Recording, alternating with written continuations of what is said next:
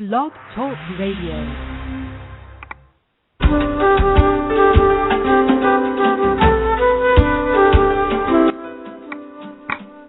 From somewhere in the marshy glades of the Chesapeake Bay, in the land of pleasant living, this is the Real-Time Music Network's radio blog, brought to you each and every weeknight at 8 p.m. here on blogtalkradio.com.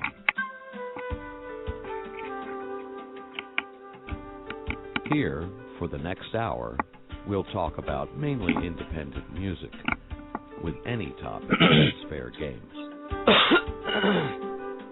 Live call-ins are encouraged. To call in, dial 347-308-8792. I'm your host, Lee Townsend. Welcome.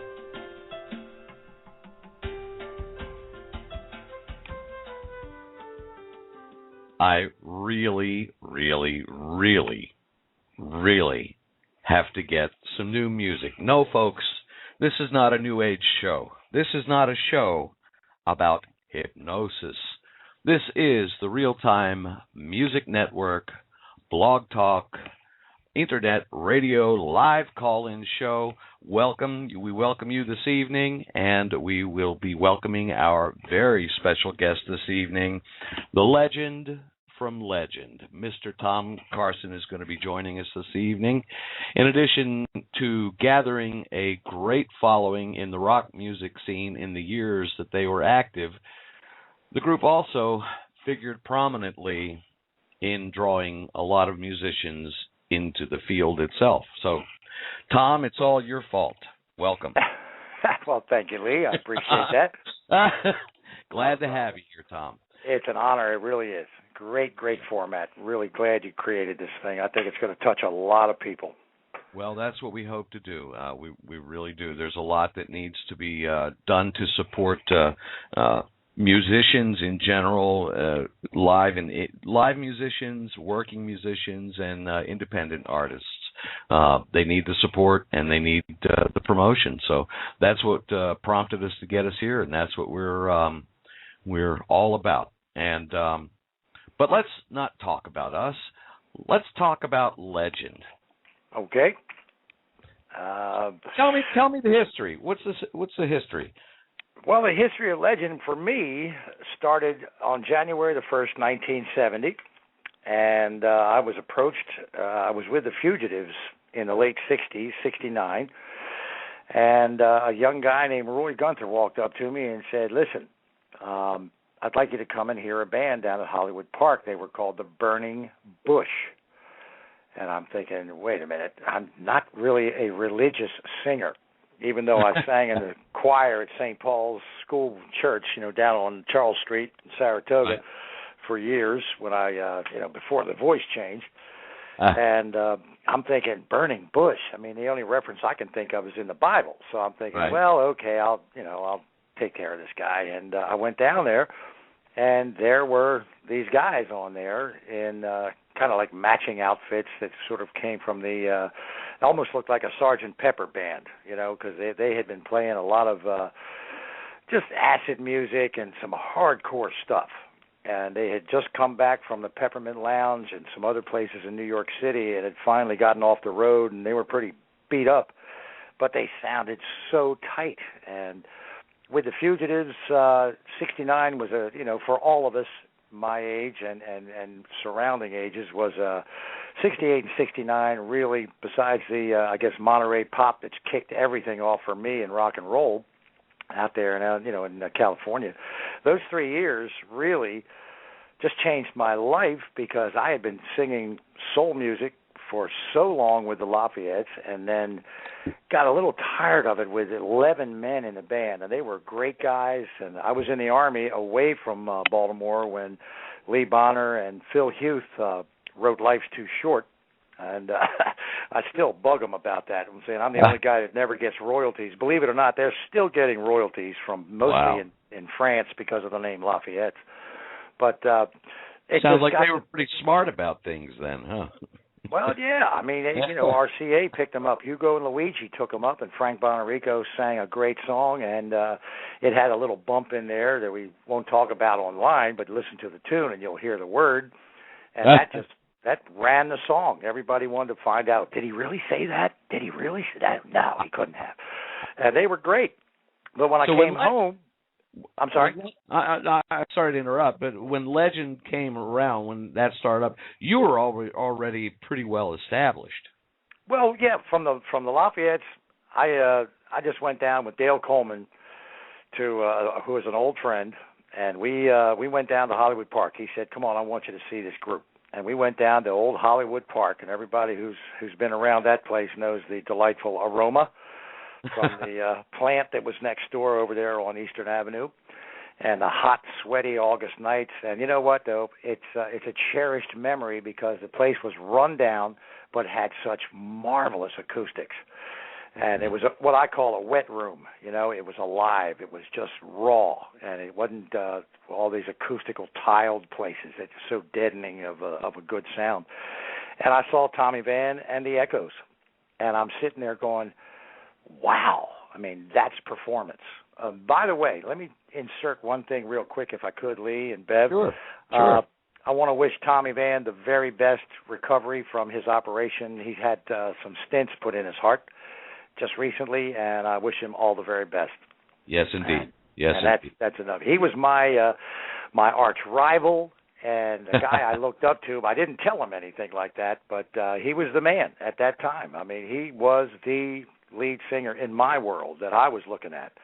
And the band, of course, they've had a couple reunions, and with Doc and Jimmy Loomis and John Pillock, just a bevy of great players who are still playing. They came back last year with John Fanconis, put up two shows, which sort of gave me a little bug.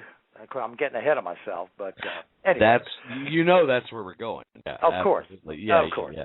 But the music changed. I mean, Motown had its massive run. It was great. You know, the Motor City just, encapsulated the world with its fans.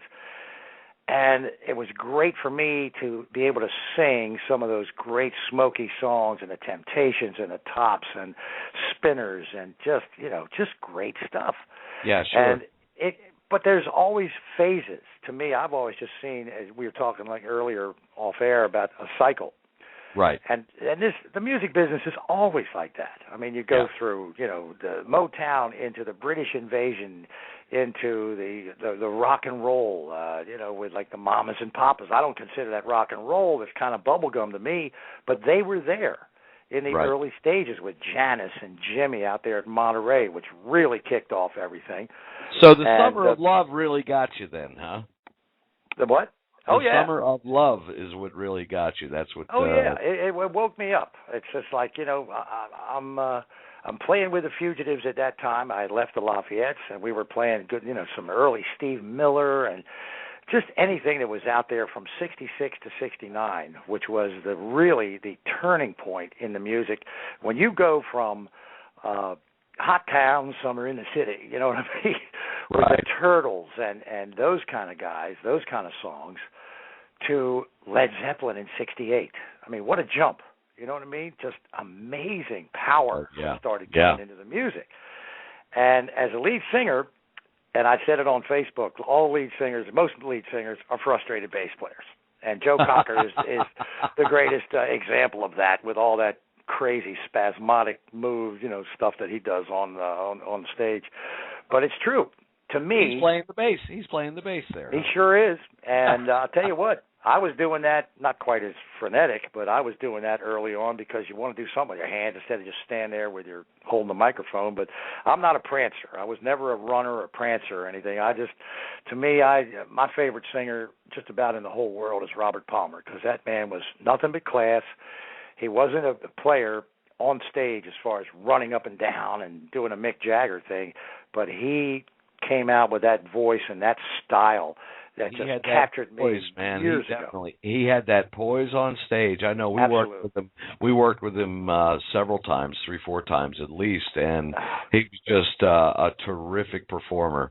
And soul, I mean, you couldn't get more blue-eyed soul than that, man. You No, know, the man was right there. I mean, why else would Little Feat come up and back him up on his album and Sneaky Sally Through the Alley? I mean, and by the way, recorded right up here in Hunt Valley. Oh, that's right. That's right. And Sailing Shoes, Little Feat came to Baltimore for that.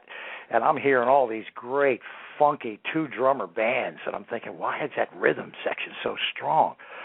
But off track a bit. Back to the legend. Well, before we get into that, let me just interject here real quickly. Folks, anybody that's listening in, if you want to call in and talk to Tom, you're more than welcome to call. This is a live call-in show. The number 347-308-8792. We have Bev standing by, eagerly awaiting your call. So, okay, carry on. Okay. Well, I just remember having been in a big horn band, 3 to 4 horns with the Lafayettes, and then going with the Fugitives and playing those kind of laid-back kind of great songs with Dale Coleman as my guitar player and Donnie McCleary. They called him Deets, beautiful young child of rock and roll who passed way too early. And I happened to be lucky enough to get backstage in 1968 with a trio of groups that I really didn't know too much about them. The first one was Terry Reid, a 17-year-old phenom. Yep. The second group that I really didn't get behind until decades later, the Moody Blues. And then all of a sudden, I'm backstage behind the very back curtain, and I'm watching the roadies work. And they were setting up, 8 Sun Coliseum PA speaker cabinets on one side of the stage and 8 on the other, and this massive 8-foot by 8-foot, possibly 10 by 10 platform elevated, and a big galvanized bucket full of cold beer on the corner with a drum kit, double set of Ludwigs, and I'm thinking, wow, this is really a simple group. You know, I mean, there's a lot of power, but, you know, simple.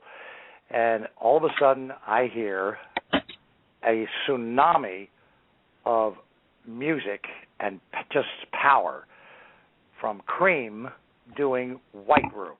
Wow. That's their first song. Wow. And at that moment, Lee, I swear to God, at that moment, soul music disappeared. Any kind of desire to want to continue doing that, that's what I wanted to do. And when I thought Eric Clapton sang most of the songs. It wasn't. It was Jack Bruce singing most of the songs and playing that crazy red bass of his with about a 30-foot curly cute patch cord. Yep. And my mouth dropped, and it was open for 2 hours when those guys just worked Badge and, you know, just all those great Cream, you know, Disraeli Gear songs. It was just marvelous. And I stayed with the Fugitives until that guy, Roy Gunther, came to me in late '69, and it was, you know, starting to get a little tired. And he said, how would you like to be lead singer for this band? I said, wow. I mean, I was kind of flabbergasted. I felt like I was being recruited for, you know, a pro football team or something. And I said, well, yeah, you know. And then, of course, you always ask the question, how much? You know? Yeah, you right. want to know, how much am I getting paid? Because this looked like a well-run group. Tight. Right. Their musicianship was just on the money. Had Bill Huffman on keyboards and a guy named Jimmy, I forget his last name. Jimmy was on drums, very young fella. I only met him a few times. And then with Jimmy Hughes on bass and Bill Kraling on guitar. Mm-hmm. And I said yes. We started rehearsing, and we just immediately changed from an acid rock band, heavy metal, you can call it that, but there really wasn't any metal, but that's the kind of thing that I considered metal, heavy metal, back in the late 60s when they were playing New York and Philly and Boston, where they, you know, in the combat zone, where they basically wanted to just hear a lot of loud volume stuff. Right. And, of course, in the early part of 1970, I took Jimmy Hughes and a young lady down to the Civic Center and saw Crosby, Stills, Nash & Young. Yep. And that did it. We had 3 voices. We matched up perfectly to them. My voice is more, I guess, closer to Stephen Stills and David Ruffin and, you know, the gravel kind of thing. And Jimmy Hughes could hit that high falsetto that Graham Nash had, and Billy was right there with the middle with David Crosby. And I said, listen, we got to change our image, if you don't mind me saying. And they took the bait and ran with it. And that one group, Crosby, Stills, Nash and Young, really put us on the map because I taped. Don't bust me for this, BMI or whoever you are. But I had a cheap little battery-operated cassette recorder under my jacket, and I recorded that entire 3-hour concert. And we came back, and we had just started getting jobs at the Latin Casino. And it was changing over from sort of the Latin in the late 60s was sort of like a country western place on Route 40. Right. Over there where the East Wind used to be, where Martin's East is now. That bowling alley is right on top of the old skeleton of the Latin Casino that burned down in '76. Yeah, sure. And we just started working hard on the harmonies because I love singing, and I love harmonies. Coming from a 40-person choir, it's in your blood as a young child, and it just stays with you. But to hear those melodic tones and the great lyrics, so we got into that. And we did the Cream, we did a couple Led Zeppelin things, but it was more just not trying to bash anybody's head, but bring beautifully, executed lyrical stuff. And harmonies, to me, was the meat behind it. And to have young Bill Kraling there, who was just a very young guy who was almost, I don't know, he was just way ahead of his time playing the blues.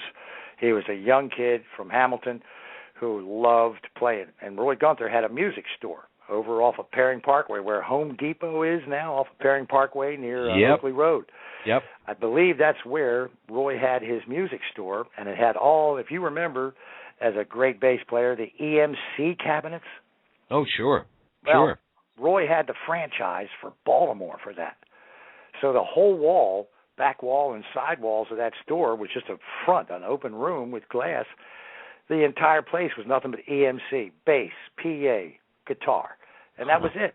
So the band never wanted for equipment, prior to, most groups do get robbed and have their gear stolen. It's part of the push-ups you go through in the rock and roll years.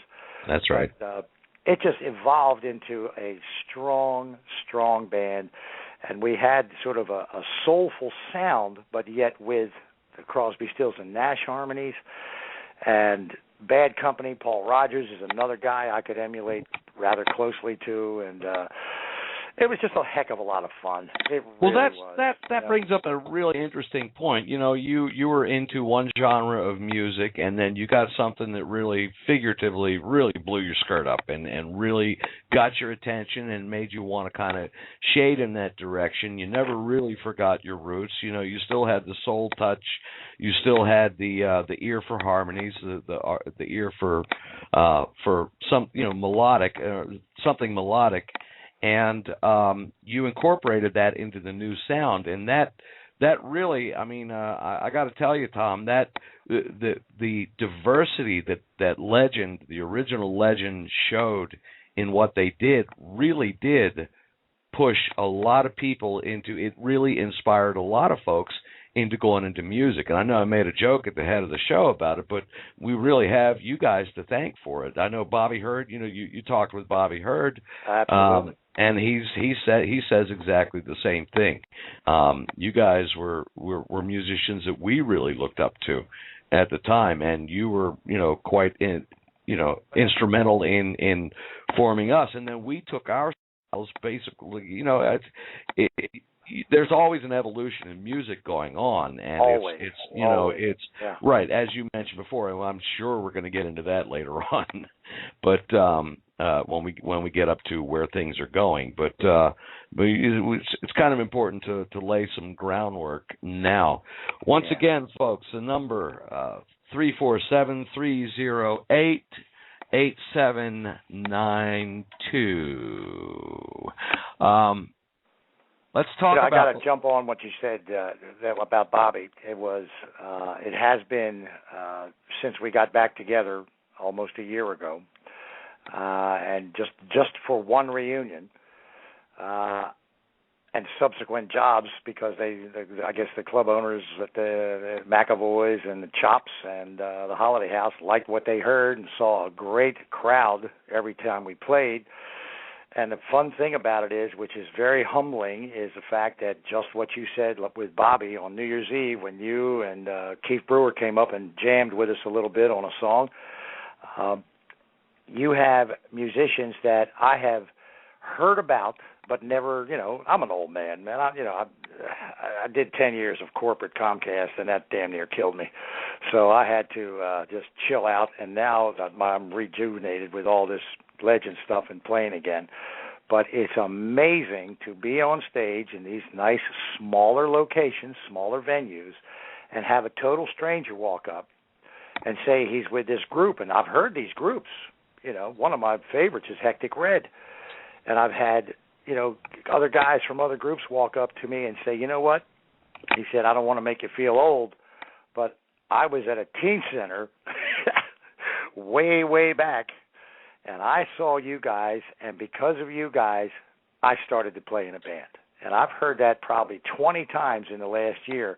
And that's it really, what I'm saying, man. That's what I'm saying. It's amazing. It's amazing. I mean, Yep. it makes you feel very old, but it also humbles you to think that, in the delirium of the 70s, which was a fast-moving, especially the first part of the 70s, it was on Dynamo Hum Cruise. You know what I mean? It was moving fast.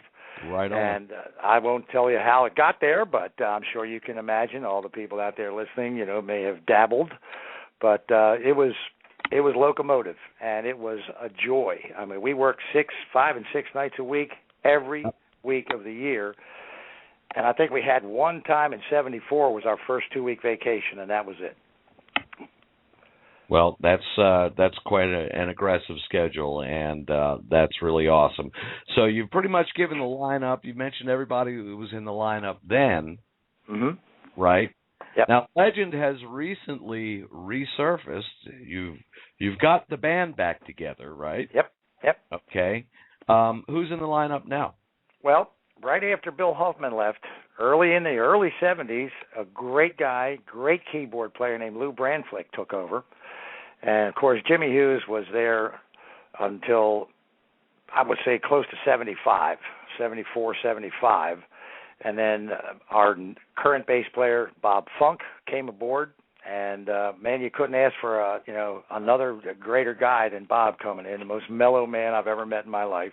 Oh, yeah. We had Lee Foy, who had played with the Upsetters from Baltimore and had been picked up by Otis Redding in the 60s, late 60s, and he was out on the road with Otis, and luckily was not on that fateful airplane that went into the Bay.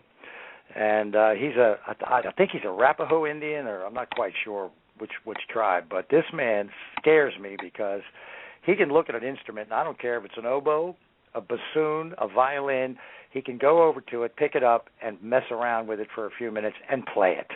It's scary. It's really scary. So if you've got a guy who can play B3, harmonica like Tony Glover, who to me was one of the greatest players on a harp ever, and do a saxophone, that was why Otis Redding got him, because of his sax playing. He's a triple threat, a quadruple threat, and sing. He came on board, and it's just, it just evolved. And then Lou took off, and we picked up Jay Williamson, who's a great keyboard, playing now with Pulp Fiction, right? And Timmy Steele and Rusty. And bottom line, Bill's always been the guitar player. I've always been the lead singer for Legend from 70 to January 1, 76. And Bob Funk took over from Jimmy Hughes, and Lou Brandflick was there till Jay got there. And then a cloud started coming across the musical horizon in my world, and that started around 1975, about midway through. And I got to tell you, I saw something on Facebook today, Lee, that just cracked me up, and it was it showed this picture, I guess, of a DJ, and it said something like, every time a DJ is booked, a puppy dies. And I'm thinking, oh my God, great. Some graphic artist has been thinking the same way I have since 1976. And I have to equate that to change it around, because what happened to us, disco was just crazy. I mean, it just came on so fast and so strong. We played venues with 500 and 700 people in it. The Latin Casino, the upstairs at the Venus, downstairs Venus, the Bayou over in D.C., the Keg, Crazy Horse, all these places. Oh yeah, you guys were working everywhere. Hey Tom, everywhere. But they were big venues, Lee. They were big. Oh, definitely. Hey, can we hold that thought for just 1 second? We have a call. Sure. You ready to take a call? Absolutely. Okie dokie. Caller, you're on the air. Welcome to the Real Time Music Network. Hi, Tommy. It's Kitten. Hello, Kitten. Happy birthday. Well, thank you, dear. I hope to see you Saturday if you can make it. You will. We already made our reservations. Oh, that's good. Yeah. I was talking to Chris up at Chops up in Jarrettsville at Four Corners, and he said, man, what the hell are you guys doing to me? I said, what are you talking about? Because I've never had to take reservations before. I mean, this is, it's a bar restaurant with great food, but wait a minute, we don't have reservations here. So now all of a sudden, I mean, I think I'm going to get really beat up Saturday night. This could be really tragic. But it's great to hear from you. It really is. Yeah, that's really cool that you brought that up. There is an upcoming gig. It is going to be a milestone event, and it's going to be up at Chops in Phoenix, Maryland. Legend is going to be performing, and we're going to be having a special celebration that night, which is why they're needing to take reservations up there, folks. So come on up and be a part of the happening. What's the big deal, Tom? Oh, well, I guess somehow, and I still scratch my head and wonder how the hell I ever made it, but I'm going to turn 70 on 4/20. For those of you, 4/20. And for those of you who know about 4/20, I'll just say that it is a crazy day for a lot of people across the nation, and I equate that to, I'm proud to be part of that celebration, but I'm also proud to be a 4/20 birthday boy.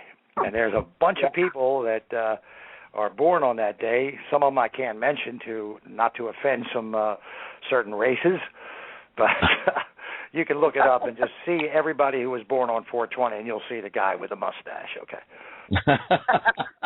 Okay. Yeah. Yeah. I'll see you Saturday, Tommy. Okay. Absolutely, Kitten. Thank you so much, and thank you for all your help on the page. On the page with Stan. The greatest thing going on Facebook. I enjoy it very much. Yeah, you do a great job. You really do. Thank you. We appreciate the call. Thanks. All right. See ya. All right. See ya. Bye-bye. Cool. That was nice. That was a nice little segue there, but I'll tell you what, while we're in here, Tom, you have been kind enough to provide us with some recordings. Oh, boy. Oh, boy. Here we go. So, we have some songs that Legend had recorded way back when, and these were not recorded real slick in the studio. These were more or less just live performances. Is that right? That's right. WBMD, which I think was the old KTK, with Steve Cochran and Joe Carey and some great DJs back in the early 70s, who really brought, to me, good rock and roll, southern rock, whatever, into Baltimore for the first station that was allowed to do that, because the rest of it was just that garbage bubble gum that I couldn't stand. Just couldn't take it.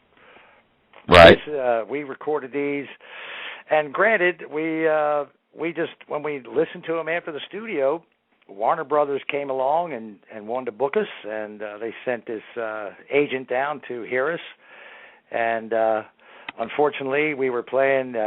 Fortunately, we were playing another great acoustic place, the Old Judges, which was Motherlode's Wild Cherry. Oh yeah, Greenmount Avenue near 33rd, and the notorious swing that would go across the crowd below, and all the boys really loved those ladies getting up on those things. But the guy. He really let us down. Warner Brothers had really said they had interest. We sent them a demo, record, really, because in those days it was all vinyl. And we also sent them the actual quarter track tape. And they said, hey, we really like what we hear, and we also like certain parts of the group, so we're going to send a rep down. Well, the guy shows up at Motherlodes. He told us much later that he was on 2 Quaaludes and about a half a bottle of Jack Daniels.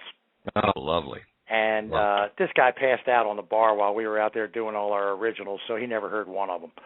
And so it's kind of like fell through the tank there. But these songs, the first one, you say Truck Song is the first one?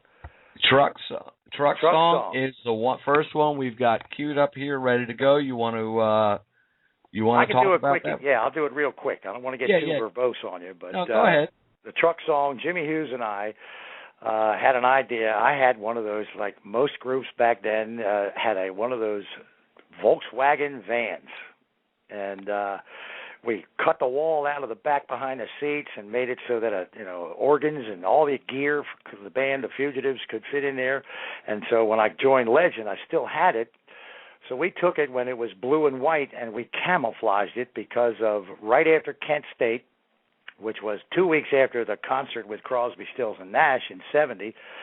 Everybody in my area, because I'm a veteran, and when I saw the National Guard do what they did to those 4 people at Kent State, I got furious. I mean, that was the beginning of my sort of anti-war mentality as far as the violence. There's no need for that kind of stuff. And you don't give live ammo to somebody at a nice college like that. But anyway, we painted it camouflage, and we happened to be very good friends and just close followers of Frank Zappa and the Mothers of Invention, and found out that Jimmy Carl Black, the drummer of the group, who was my closest friend, had told me about a guy named Captain Beefheart. And so when we got the first album from Captain Beefheart, which was called the Trout Mask Replica, we actually, Jimmy as an artist, painted the album cover of that fish head right on the front of the Volkswagen bus. And we just started thinking about it. We were all prepping, and I thought I'd just write a protest song. So that's where that comes from. So my apologies to those who are, hawks and that kind of thing, but it kind of explains where my head was lyrically, as far as writing lyrics back then. All right, the Truck Song from Legend.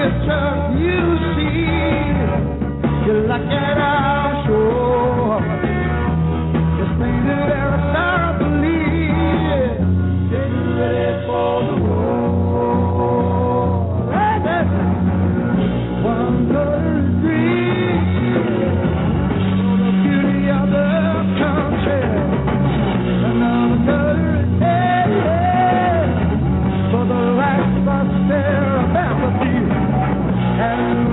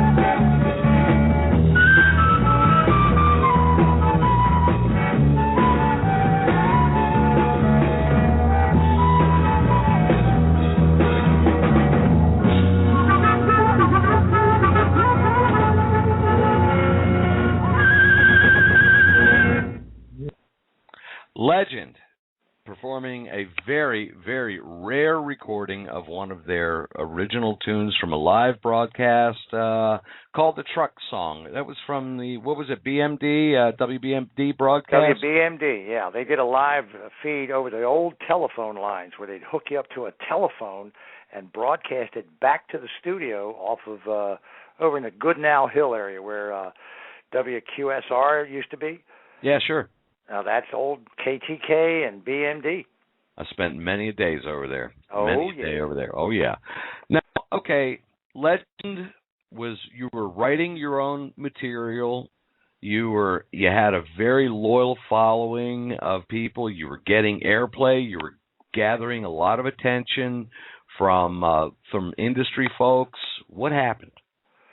Well, it just started to go. I mean, you know, I'm sitting here playing with these great players, and then all of a sudden we have club owners starting to inform us that we had to learn certain songs, mainly in Washington, which was, you know, a much more, you know, nightly thing. Over there, every club is packed every night back in the 70s. And there you could feel, it was really strange. You could just feel that the stuff you heard on the radio when you were listening, it was getting away. It was going away. It was more, you know, just almost like that, you know, the mechanical beat and the cutesy lyrics and all this kind of stuff, which I don't mind. I mean, but, you know, the melody's got to be there, and the power of a band, the passion of the band has to be there instead of all this sort of electronic sequence stuff was starting to come in. And I knew I was in trouble when the guy from the Ventuno 21, an infamous place over in D.C., ordered me to learn Rock the Boat. And I refused, of course, because I was a bit of a hothead. That didn't seem to really fit in with at least my vision of what Legend was all about. No, yeah, right. You know, and like the Frankie Valli in the Four Seasons, "Who Loves You, Pretty Baby." Mm-hmm. And I'm thinking, what the heck is going on here? These guys are telling us that they're not going to book us if we don't learn these songs. So we were forced to learn. To me, they're like bubblegum songs. They're disco-ish, you know, but disco hadn't really slammed in. You got John Travolta and the Bee Gees, who were the ultimate group out of that Saturday Night Live, just swept the world with that imagery and that music. Now, it was great music. Now that I reflect back on it, because of the vocals, to me, were great with the Bee Gees. But all that other stuff just was garbage. And we started realizing that we couldn't play the Latin Casino anymore. Why? And we asked Basil, and we asked, you know, Uncle John, who was the manager, with Mike Abbott and George Mihalis being the big boys who owned the Venus and the Rhapsody and Hollywood Park and Palace and all that. And they said, well, here's the cold hard facts, son. I'm paying you guys whatever we were making, which was really outrageous money back then. God, I wish I could make it now. Mm. And they said, why would we pay you guys this kind of money and have big nights on Thursday, Friday, and Saturday when we can pay a DJ $250 to come in without the big, massive setup of the bands? You know, as a player yourself, Lee, you know it takes hours sometimes to get set up in the right place. Oh, yeah. And they got one guy with 2 turntables and 2 speakers and packed the house every night because the trend was cyclical and we were on the bottom end of that circle. It was so the you end saw, of the line. Right. You saw you saw at least the precursor of the disco era, and that's what really kind of did it for you. Yeah. The whole thing was that the clubs we played basically did not want to pay the money when they could look at their cost outlay for a band, $600, $700, $800, $1,000 per night. Right. When you could do $250 and still make more money, because now, because of disco, the boys are dancing with the girls because of John Travolta and that damn movie. Great point. So, yeah, really. Yeah. So now the boys not only just sat around getting a load on and looking for who they want to like bed down that night, now they're actually wearing suits and ties and nice shirts, and they're dancing with the ladies. And I thought that was the best part about disco, was that the guys finally came back into moving around. But it killed, to me, it just decimated the music scene from what we were playing and a lot of other bands. And bands just sort of broke up. I quit January the 1st, 1976, when the club, Ventuno 21, told us to go out at the end of the second set. We played 4 sets and wait an hour on the sidewalk in downtown Washington on New Year's Eve. And it was a balmy, crazy, warm night, believe it or not. So we sat out there with our gin and tonics and Southern Comfort and whatever. We went back in and were amazed that the club internally had changed from sort of a club that booked different kinds of groups, but all dance groups, whether they were heavier like us or a little lighter, into a disco with 2 balls, all the lights, all the brass and the ferns, and the big black curtain behind the stage had been removed, and there was this massive wall of speakers and a glass booth for a DJ. Right. And I knew that was the day, that was the night at 2 o'clock when we stopped. We played an extra hour to 3, and I walked out of there, and that's the last time I was on stage until just a few months ago. Well, and I raised that point in a recent blog, and we've been talking about it. And that seems to be kind of the undercurrent of tonight's program is the cyclical nature of this. Now, back in the disco era, though, people cycled into something that still kept them out. True. They were still out, and I worked through that whole period of time. They were some lean times, and it was like pulling teeth to get a gig and get any kind of, but we scraped our way through it, and we fought the disco thing all the way down the pike. Right. That's the thing, Lee, is if you're a musician, a true musician, you could go into the Holiday Inn circuit, you could go to Vegas, you could, like Bill DeLoach went out to Vegas years ago, and he made great success out there. Bruce Westcott, who played the Pimlico Hotel, he's out in Vegas, As a lead singer, you either are going to bite the bullet and sell out, and I'm just too stubborn and I guess ignorant to get into singing Tom Jones and then all these disco songs. I just didn't. I had a gravel voice and a Stephen Stills kind of Paul Rogers voice, but I tell you, to me, that's when I started going like, wow, Earth, Wind, and Fire. Now that's music. Then I started turning back to soul. Right. You know what I mean? Because that's interesting. I love the rhythm. I got to have that rhythm with Bobby Funk and, of course, the amazing Buzzy London on drums, who's been my drummer since 1970, I guess, 71, who plays with me today, and I'm honored to have him, along with the one New Year's Eve gig that Lee Foy came up to play for the reunion. He missed New Year's Eve, but John Davis, who reminds me of an old-fashioned banger. I mean, John just goes at it like Buzzy does. They are just amazing. And when you've got players who have matured way early, even in the 70s, I had Jimmy Hughes on bass, and the guy was an entertainer. I mean, he was a dapper boy. He had that hat, and he had that beautiful, he was like a haberdasher's dream. The rest of us are wearing jeans and cocaine T-shirts, and here's Jimmy in a beautiful floral jacket and pressed pants, and I've got jeans and fry boots on. There's quite a dichotomy of image. But the thing that got me about when you say cyclical, I just watched all these nightclubs either by Greek lightning, burning down, or clubs just shutting down and turning into Walmarts or something, Right. And I had friends that, not friends, but players like the Coffee Beans and all the guys that played the Marble Bar and downtown. We never played downtown, never, because they were too small. Right. And we had it in our heads that, well, we're not going to play small clubs. There's not enough money in it. Well, we sure learned the lesson. You either, bite the bullet and do those kind of jobs, or you don't play. Or you don't I work. can't imagine how you guys, but if you're a player like you, Lee, or a drummer, and you're a musician at heart, and that's all you want to do with your life, you're going to move with the river.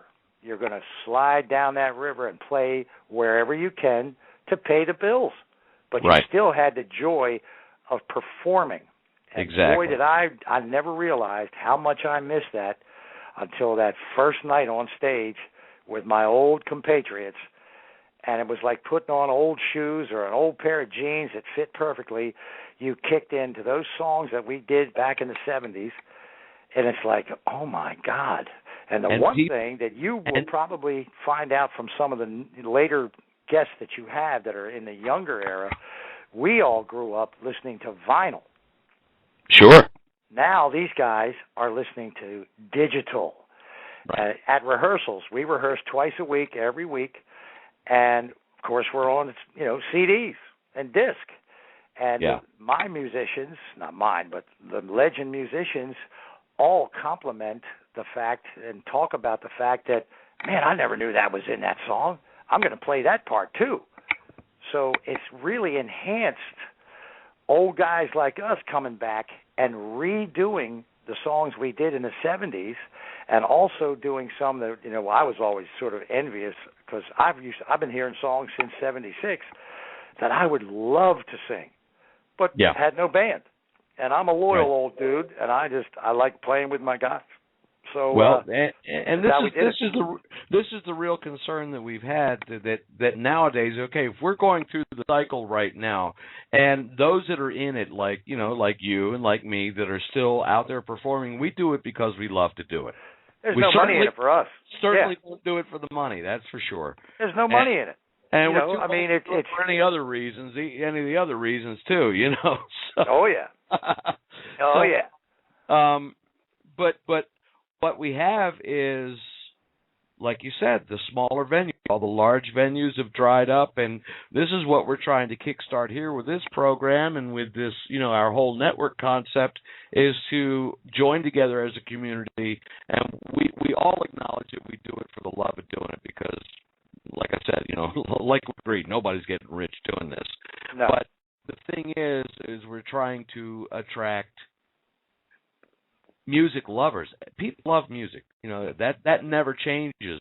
Now, what has changed is technology over the years, and what we need to do, to keep music from going the way of vaudeville, in my opinion, is to adapt to the technology and use the technology, the forthcoming technology, to our advantage, which is kind of what we're doing with the program and trying to garner and generate interest, not only for the indie musician, but for the working musician as well. But to back you up on that, Lee, I realized when we started rehearsing and we had a target date, we had a deadline, we had a couple months to get there, and I'm going to have to admit this, and I know that some people might go, oh, that's terrible. Well, in the old days, you could remember Stairway to Heaven without making a mistake with 28 verses, whatever.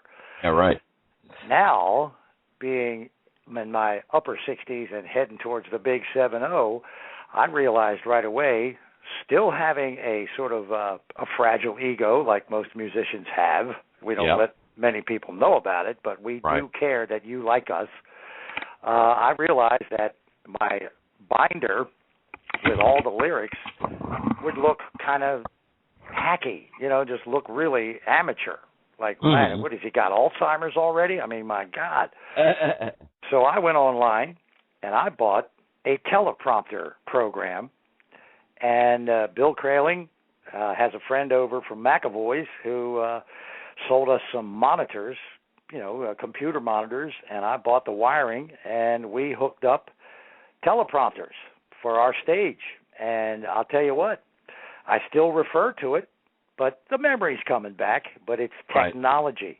That allows me not to stand there and flip pages like I'm reading a recipe on a cooking show, Right. No, that's a good application of the technology for sure. Hey, it's Tom, perfect. We're running short on time here. I do want to get one more song in. Okay. It's another song from that live broadcast tape. It's a legend song, folks. It is not a studio recording. It's a live performance, and it is You want to bring it in, Tom, real quickly? I can do that, sure. Right. I think it was the second or third time we ever played it live. The first time we did it was at the Pier Ballroom in Ocean City when we opened up for Stories, the old Louie Louie group, and the infamous B.B. King. And what an honor it was to play with that genius. And this is a tune called Here We Go, and it's just about being on the road and playing rock and roll and living the life. And here we go with Legend.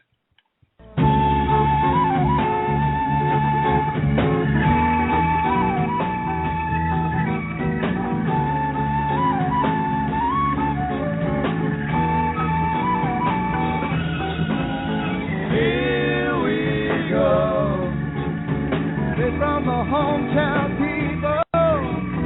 Don't you know?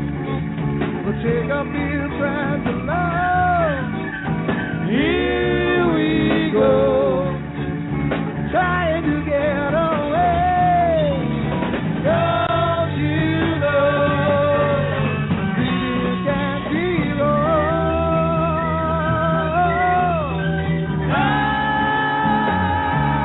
Da da da da da da. Yeah. Da da da da da da.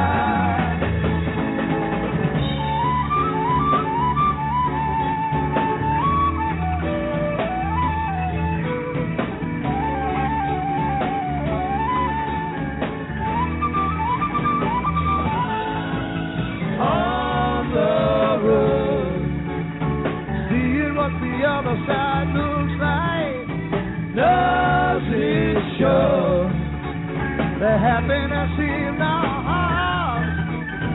On the road, first time knowing what it feels like, doesn't show, feeling it right from the start.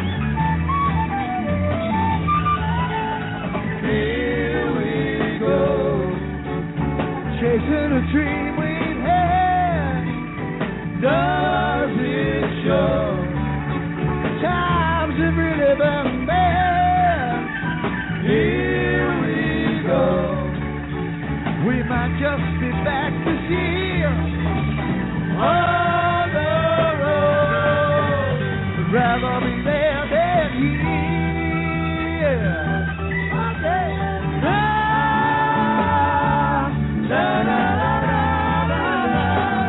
That's right. Da, da, da, da, da, da. Well, it's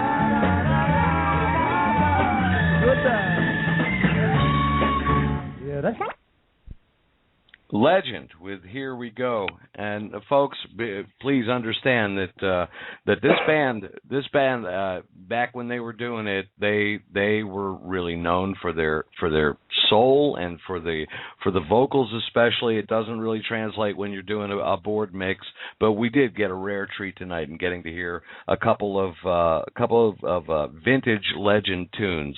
And Tom, we appreciate you providing them for us this evening.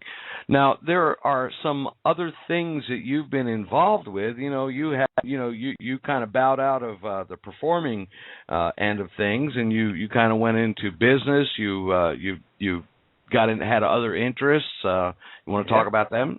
Well, when you sing for a living for just about 15 years full time, and then you're in your 30s, late 30s, and your career is over. Your college degree doesn't matter. Whatever you've done doesn't matter in the daylight because, you're always working at night, you're going to bed when the sun comes up all these years, and all of a sudden you have to find a job. Right. So I became a bartender over in Towson for a month or two, and I ran into these young ladies up there in the investment building in the bar down there where I was a bartender, and I was a lousy bartender. Uh-huh. I asked them where they were going one April weekend. They said they were going to Ocean City to get a job. And I said, well, right. I was a lifeguard in Ocean City from 57 to 60 through 61, and I love that town. So I thought, wow, this ought to be cool. Let me go down with you. And I went down, and I had known John Fager from the classroom down on Charles Street near the monument. Right. And we've got about 90 seconds left, Tom. Okay. I just went down there and was hired to run a nightclub called Finnegan's Rainbow for up until 1980, 81. And that blew out, like you say, the cyclical thing, and came home and was hired by Mark Landes to become a booking agent. So I've been a performer, a club manager, booking agent for the club, and also a booking agent for bands. Right. So you've been around the whole industry. Now You're coming up on this Saturday night at 4:20. We're going to have the 70th birthday reunion. Tom, you still got it. You still got the chops. How do you stay healthy? Well, I've been involved in triathlon since 1983 as an operations director, and I even tried to run a few myself and almost killed myself as a smoker. I don't smoke anymore, but I've just always been blessed. I guess it's in the genes. I've been real healthy. My grandfather's an Olympic champion, 10 gold medals, and I guess that comes down through your family. And I've just been trying to stay away from all the bad things from the 70s that I was involved in. Right on. Just keep an eye out. And Tom vanity. Tom Carson, the legend from Legend. We thank you so much for joining us tonight. We'll be tomorrow night. Come and join us with Iron Man Rob Fahey. Thanks for joining us, folks. Tom, we're off the air right now, but we're still recording for the for the after show, for the archive. Got it. So we're running a little long. We ran a little long here. I'm sorry we didn't get in all the plugs. I told you I could shoot my mouth off for days. we do go on here. So, yeah. But there's a couple of points for those actually we get more archive listens to the program than we do from the live show. So, which is great. Yeah, it really is terrific. I'm just so grateful that this show is getting the enthusiasm and response that it has gotten, and I'm very grateful that you have agreed to come on and give us, some of the war stories and some of the sage advice, and really in kind of a left-handed way, it was a message in the show to just keep on keeping on, because the stuff goes around. It does go around indeed, and it's going to come back, and we're going to do what we can to facilitate that. But you were going to say some things about being a runner and being active in that, and there's something that's on. I mean, working with Ironman qualifiers, the massive world championships out in Kona, which is we were a small part of it. Bob Vigorito and I from Columbia Triathlon Association, we worked with Lynn Brooks and all these major people that actually started the events, like the Boston Marathon and things like that, way back in the early 80s, and I just hooked up with them because I was bored. I just wanted to stay in shape and work with people. I like crowds. I like the energy level of large groups, like most musicians do. If you don't, then you don't belong there. If you're agoraphobic, you might as well stay home and hide yourself under a bed. But, and while we're here with that thought, Lee, if you don't mind, I would really like to send thoughts and prayers to all the people up in Boston, all the first responders and the poor people who were, of course, maimed and injured by that coward. Absolutely. Or those cowards who decided to use, it looks like a pressure cooker to hurt these poor people. Absolutely. I just want to send them all the love and respect for just being there and helping out those poor people that got mangled in that explosion, those two explosions of the day. It really is painful, very painful. It's awful, and we share in that sentiment with you as well. You're right, that was nothing but a cowardly act. Yeah. And but the one thing that you were talking about before, I just have to say, Lee, in closing, besides the fact I just want to say one more time at Chops, Saturday night, 4:20. Right. Come celebrate or roast me, whatever. I know that I'm going to get roasted, but that's fine. Oh, you're all prepared. We are so there, Tom. We are so there. Oh, I know that's going to be trouble. But I also want to let everybody know that this great little bar where John Waters shot a great, funny movie down on Harford Road, a block south of Northern Parkway, called the Holiday House. We're going to be there in the back part of the Holiday House. We call it the back of the house, similar to the old back of the rack. Remember that one down at the beach? Oh, sure enough. I did a lot. Donkey played there quite a lot of times. But we're going to be down there on the 27th for the inaugural concert and dance in the back room at the Holiday House. And we'd love to see as many people as we can. They'll be opening up the back room. That's awesome, man. Hell yeah, they're going to open it up. We're bringing in too many people for the front bar. There's not enough room. But the last thing I want to leave you with in my little segment here, Lee, if I could, as far as all the younger musicians who I just can give no more, backup. I just keep playing, never stop. And, you make mistakes live, you make mistakes wherever when you're playing. Move on. Correct it at rehearsal, have fun. But the thing that I have always been saying in my life is the man who knows can't tell you. Translate that into the band who knows or that knows can't tell you. You got to get out there and do your push-ups. Play the tiny little horrible places with the horrible manager who likes Romanian gypsy music. You know what I mean? Yep. Stick to your guns and respect your players in the same group. Weed out the weak ones. Get the right guys to make that blend work. Blend is everything in my world when it's rock and roll. It's got to be a good blend, and you got to like the guys you're playing with.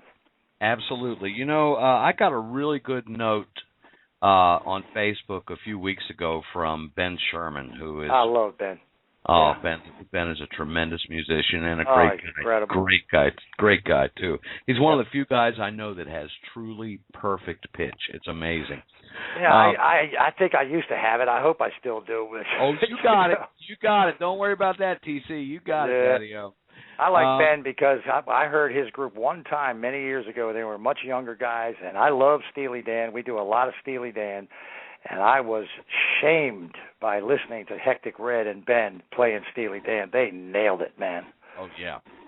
They've got that. They definitely have that down.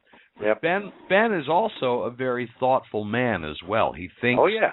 He's nobody's fool. That's for certain. He wrote an interesting note to me, and I'll just paraphrase it here. We're going to go into it more in depth when we have him on the program. But he was referencing the young musicians versus the older musicians. Oh, really?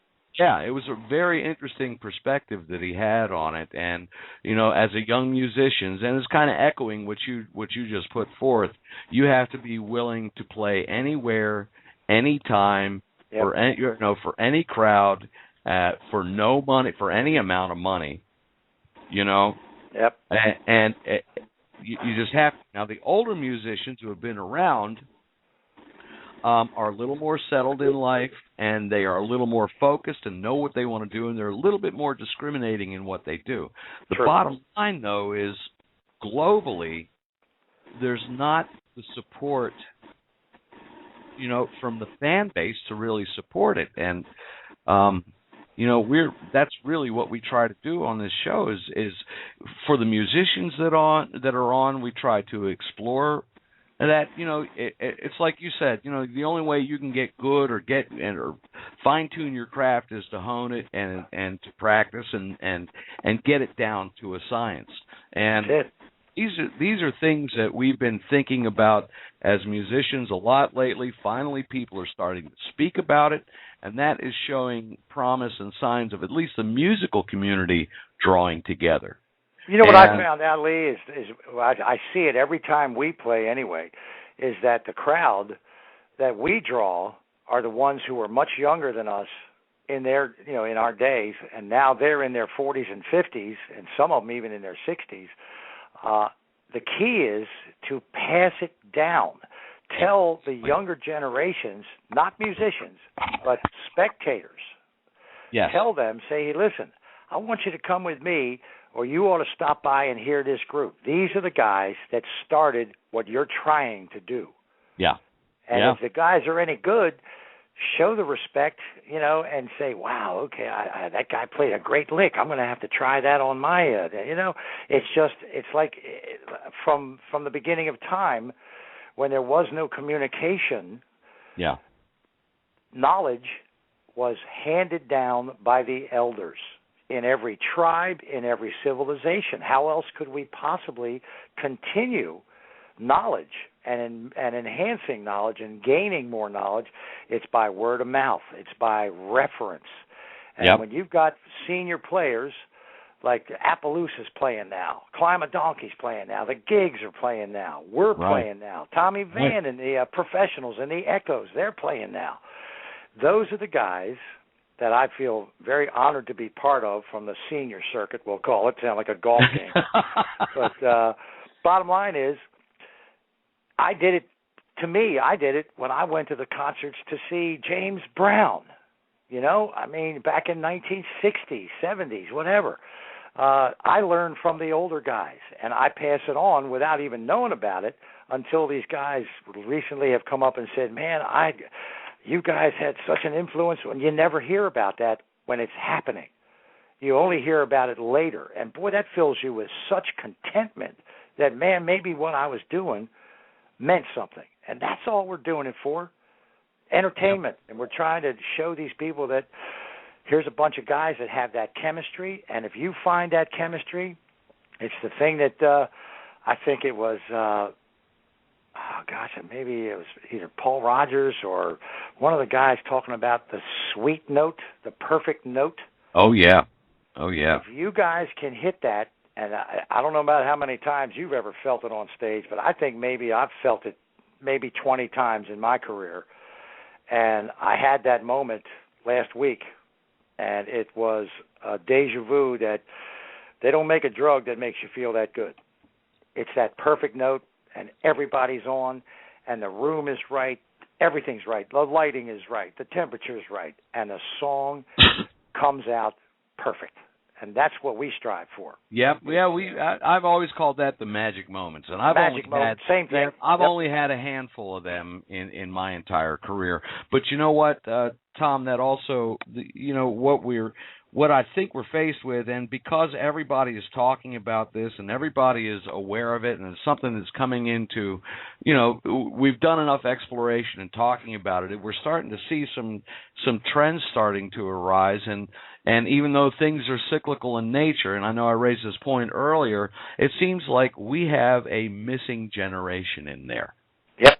We really do. Like, if you're talking, straight demographics here, it seems like, and this is the reality of the situation, you're looking at the 25 to 44-year-olds and I'm not pointing any fingers, and I'm just generalizing here. I'm not, because I'm sure there are folks in that age range that do support music, but generally they're distracted with other things. Well, let's think about it, Lee. You've got the age of the computer. Right. iTunes.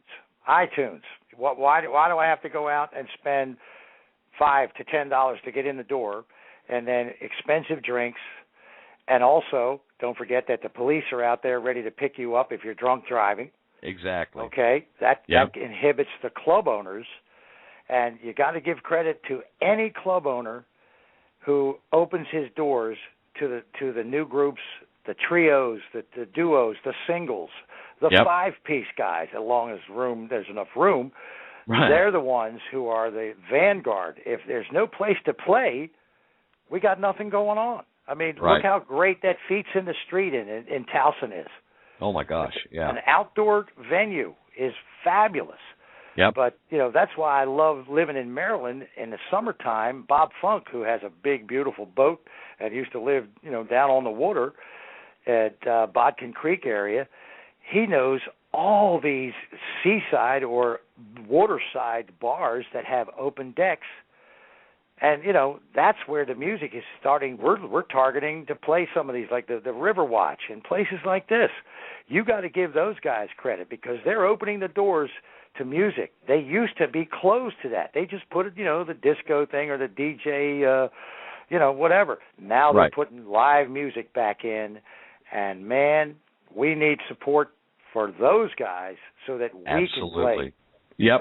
That's what I feel anyway. And we are starting to see somewhat of a resurgence of that, and I think a lot of that really is driven, and I keep harping on this, but it's driven by the younger demographic.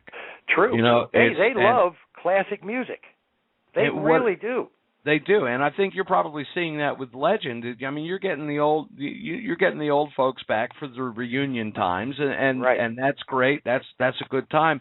But I know you're also seeing younger kids that, and I mean like early 20s, like either in college or fresh out of college, that are starting to come around with that. That is very encouraging. I think what it is they've grown up in a generation where the next tier above them did not support it, and this is where the whole scene really collapsed, and that's what began the decline in the whole industry.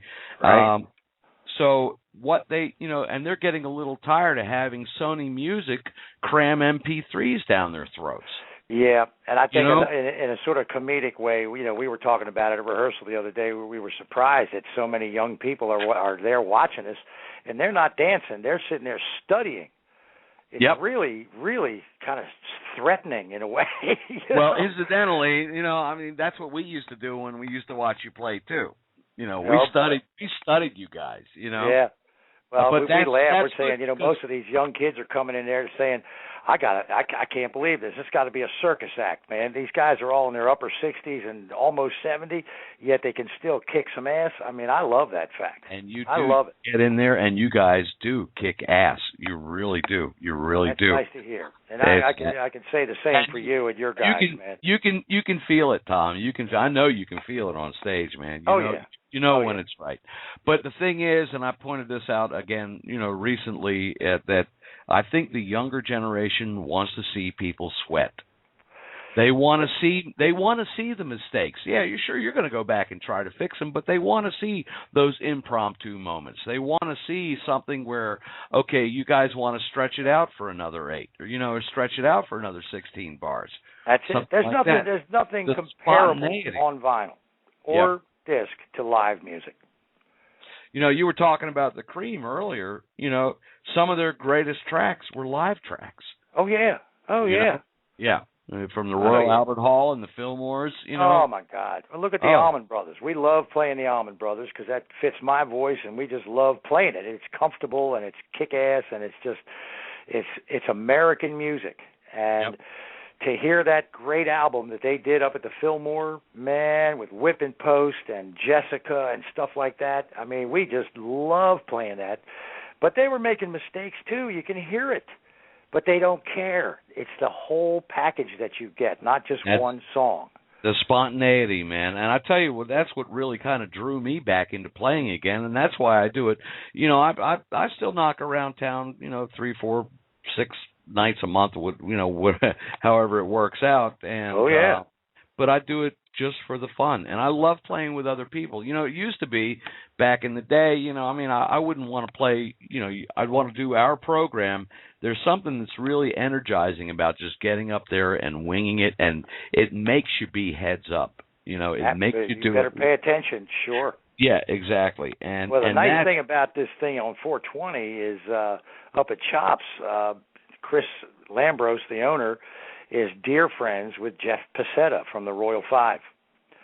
And Jeff is in L.A., and it's a long story. Maybe on another program we'll talk about that, but we kind of raised the Royal 5 up. We saw them for the first time over in a Jewish synagogue dance when they were just babies, and we sort of took them under our wing, and then they were off on their own. They didn't need us, man. They just started to fly. We were stablemates with them in the Steve Zinn's organization, if you remember. There you go. Yeah. Well, Jeff is flying out from L.A. to be at the party on the 20th. Is he? Awesome. So he's bringing his guitar, or Billy's got some good Paul Reed Smith guitars. And Ricky said he even might come up, and there might be 3 guitar players doing some Allman Brothers up there. Well, I'll definitely be up there as well. I wouldn't miss that. Then you might be playing bass, young man, Well, I don't know. I'll have my agent get in touch with your agent. Have him call. Yeah, do that. We'll fax him lunch or something. So there you go. Well, Chris will take care of him, no problem. Right on. Tom, I also want to thank you for supporting the Baltimore bands of the 70s, 80s, and 90s page. You understand I know you've gotten close with Stan lately. You understand where he's coming from. The man has a heart of gold. Well, I got to tell you right now, flat out, I don't think that Legend would have continued other, than playing the reunion on September 29th in 2012 at McAvoy's. I don't think we would have continued without that page. Yeah. I'm serious. Too many people said, get back together. We need to hear this kind of music again. And it's the support from people you never heard from, you never met, you never knew. And you think about all the musicians who have left Baltimore from the 60s, the 70s, every decade are now, no matter where they are in the world, they're coming together on that page. It's the greatest thing on Facebook in my mind. I'm telling you. Kitten and Garza and Stan. Linda. Linda has done a great job. All 3 of those people have just rocked this thing. And now, with your radio show, I mean, it's a marriage made in heaven. It's just fabulous. I think it's the impetus to keep going and gather more speed, to get more live music and more people participating in support. And that's what it's all about. That's exactly right. They've connected a lot of bandmates together, and they've they've started the genesis of a lot of these reunions that are going on right now. They not only do that, I mean, that was kind of an unintentional thing. They just wanted to, Stan started the page just love, because he loved music from the era, and he wanted to draw like minds. Well, it has taken on a life of its own. Oh my God! They're taking that and they're doing some really good stuff. They have this new CD. I'm going to get a plug in for that real quickly. Yeah, I heard it's great. Yeah, that is going to be coming out to support the Americans, and all the proceeds. It's not a portion of the proceeds. All the proceeds are going to go to the American Cancer Society, because which I'm a survivor of. So I'm pulling for that, and I'm buying one here, and I might even buy a couple of them for my kids. Right on. Even though they're in their 40s, they still love good rock and roll. Right on. That is some great stuff. Let's see. Our website, rt-music.net. We have some good things. Anytime we have an artist on that has some CDs to offer you, we're going to try to get them, work out arrangements with them so we can get the CDs out to you. They'll be online for you to order. We have some good things that are actually coming along, Tom, for the radio show and for the network. Things are really, like the Baltimore band page, it's starting to take off pretty well. We'll be updating. You got a hit on your hands, man. You got a hit on your hands. We're just going to stay the course, and the motivation, it's a pure motivation. The motivation is the love for music. Yeah, I can't wait to hear Rob tomorrow night. That's going to be great. Yep, Iron Man Rob Fahey is up tomorrow night. We're going to be updating our logo. I got a commercial artist friend of mine that gave us a real slick-looking logo, real nice. That's going to be put up in the next couple of days. The archives of the show are available on blogtalkradio.com /RT-MusicNet. Or you can also go to our YouTube page, and what we do is we convert all the audio programs into videos, and it's a lot easier for folks to access YouTube, so that's why we do that. We put that up. That's a great idea. And do me a favor, keep your word. Replace the opening music. I kind of like doing that as being a shtick. What, you don't like that music? Yeah, I like it. I'm a jazz man. Oh, yeah. When disco came, I went into jazz. And, I picked up the Rippingtons and stuff like that, man. I said, some players, Well, no, I think it's great. You make me laugh every time I hear that. It's funny. For the very first, we did kind of like a test run of the program the Sunday before we aired our first show, and it's great. Bev was on the line, and she's like, this was the first time she heard it. She said, you got to get some new theme music. That's great. People to sleep right from the get-go. Okay. Oh, God. So, well, you have a very, people who know you and talk to you. I haven't talked to you a lot through these years, but you've got a voice for radio, man. I'll tell you. You really do. I didn't know it was you when I first heard it. Well, and I've got the face for radio, too. Absolutely. So do I, actually, Well, listen, Lee, I want to thank you so much. This has been an absolute honor, and I hope I covered as much as I could in a short amount of time that we had together, and maybe I'll be invited again, and maybe I can bring the entire band on. And absolutely. We'd love to have you back. You guys are still plugging, still kicking it, still doing it. Yep. Tom Carson's been our guest this evening. Thank you for joining us. And as we said, tomorrow night's program will be Iron Man Rob Fahey. Thanks, Tom. I'm looking forward to it. Thank you so much. What an honor. Thanks, man. Thank you. Take care. And thanks, Beb. All right. Bye-bye, everybody. Bye-bye.